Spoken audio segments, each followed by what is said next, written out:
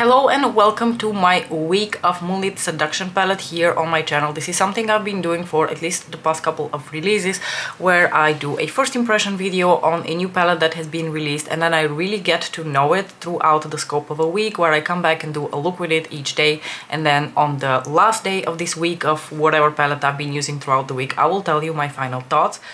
Like I mentioned, I already did a first impressions video where I talked quite extensively about my initial thoughts and we gathered some preliminary data. Okay, I'm going to link that video up in the cards for you so that you can check it out. And these videos that are going to follow now are really going to be just relatively short demos of looks that I come up with, and throughout those I'm probably going to give you some additional comparison swatches that I think of on the spot, and some additional thoughts on the eyeshadows that I've been using. So if you'd really like to know my full-on opinion on this palette, I would recommend checking out the whole series. Without further ado, I'm going to zoom you in and we're going to do the first look. I'm not one to shy away from a challenge. I'm actually a very stubborn person. So for this very first look, I'm actually going to address two of the shades that I didn't really like so much when I tested yesterday, and those are the shades Blizt Venus and VR Sextasy. That probably sounds absolutely shocking to you. If you would like to hear more thoughts on that, just check out that video, but the brief version is I just far prefer the baked formula, like the baked versions of these shadows, compared to the pressed versions. And just to walk you through the steps a little bit so I don't have to hold up the palette every time, I'm going to use the shade Rosewood Romantic through my crease. I'm going to slightly deepen up with Extreme Nocturne.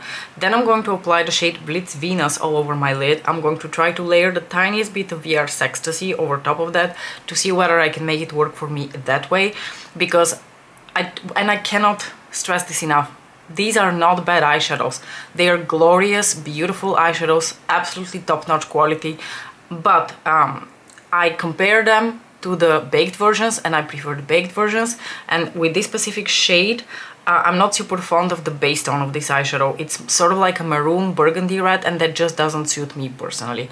Color preference, totally personal, nothing to do with the actual eyeshadow. The actual eyeshadow is really pretty. So I want to try to layer this eyeshadow over top of Blizt Venus, just a few flakes, to see whether I can make it work for me that way. And then in my inner corners, I haven't quite decided what to do yet. Maybe I'm just going to put this one, or I'm going to experiment a little bit with these two. I'll just let you know on the spot. Sorry, short interruption by the toddler, who for some reason has decided to abandon underpants. Since last week or so, he really enjoys going commando. And, you know, playing with his thing. I guess that's the thing little boys go through. Anyway, I'm taking a Rosewood Romantic and I'm going to start applying it here through the outer corner of the eye and then blending it into my crease. I will just clean off my brush slightly so that I don't have that much pigment on once I start blending this through my crease. I want to deposit the most here inside the crease and then just bring the color up. So this Rosewood Romantic shade actually builds up to be quite a deep color if you just pack it on and don't blend it out too much. So I don't know that I feel the need to deepen my outer corners more than this. I am just at home today, it's Sunday, so I don't necessarily need to be going full on glam. So I think I'm just going to leave it at this. I packed on a little bit of color, I'm not going to blend it out too much anymore. I'm going to put down the blending brush and we're going to proceed with the look. I am going to take my Intensifies wand from Pat McGrath Labs, which is her version of a glitter glue. It just comes in a stick form, and I'm going to paint this on the portion of the lid where I don't have any of the matte eyeshadow. Now, yesterday when I was testing out the palette, I actually used Blizt Venus with my fingers, and I felt like that shade was more textured for my taste than I would prefer. So today I'm going to grab actually a flat shader brush. This is just one from Zoeva from like a really long time ago. And I'm going to do something that I do with shades like this when I feel like maybe they benefit actually from being swiped a little bit. It's a bit counterintuitive. With metallic shades you usually don't want to do that, but some formulas really benefit and become smoother on the lid and shinier on the lid when they are applied with a brush with a sweeping motion. So this is exactly what I'm doing now with Blizt Venus.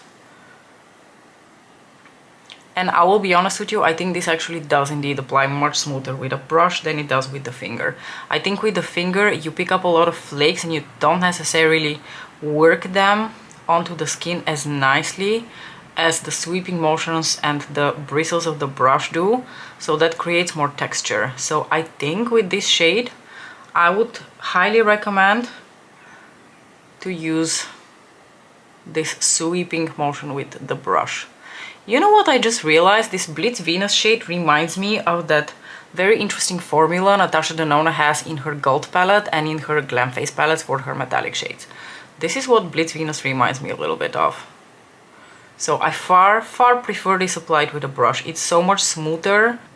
I hope that you can see this did not create any additional texture on my lid, whereas yesterday my lids were looking much more textured where I applied Blizt Venus. Also, a lot of sunlight is coming into my room right now because it's like the early afternoon, so that is why I'm looking so like yellow, but I think it will help a little bit with the sparklies of the shades. Now I'm going to pick up just a few flakes from this shade, the shade VR Sextasy, just like this, and I'm going to try to work that together with the Blizt shade underneath to give a little bit of that like greenish blue reflect, but without having that intense maroon base. And the cloud came out. Okay, so I like this far more like this, layered over something else that lightens up that maroon base a little bit. I don't know about you, but so far I'm really enjoying where this look is going. Now on my inner corner I want to be a bit experimental, and I want to take this shade, the shade Astral Lilac Aura, and apply that here into the very inner corners of the eye for a little bit of that lilac pop.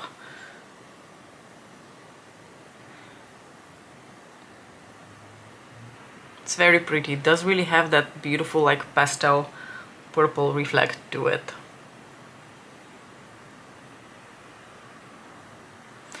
And you know what? I have another idea. I'm going to grab a little bit of that Astral Lilac Aura shade, and I'm actually going to apply a few flakes of that here in the inner portion of the lid over top of that Blizt Venus shade, and take it slightly over top of VR Sextasy.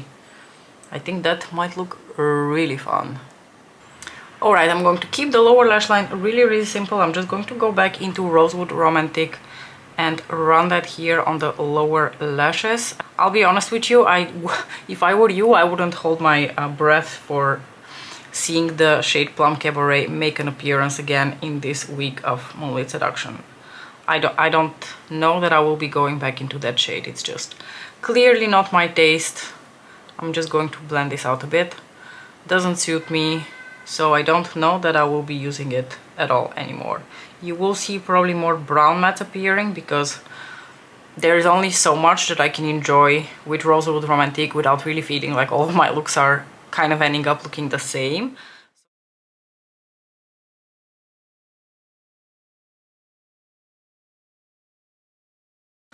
Also, shall we try just a little bit of artificial light to be able to see some of those fantastic glitter pieces in there?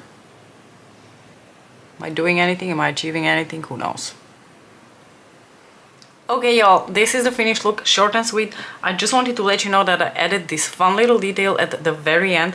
This is a Kiko eyeshadow stick, and it's in this lilac color, kind of the same vibe as Astral Lilac, whatever it's called, Astral Lilac Aura. It just kind of added that final last touch to complete the look, and I'm really enjoying how this look turned out. I got on with Blizt Venus much better today when I used my little flat shader brush, so I highly recommend you do that. It's just, you know, you have to work with the formula that you're given. The old Blizt formula, the baked one, you could use with your finger, you could use with your brush. It didn't really matter because it was so smooth. This one is a little bit more dense and a little bit more flaky, so you have to work with it. Once you work with it, it does end up looking really beautiful on the lid.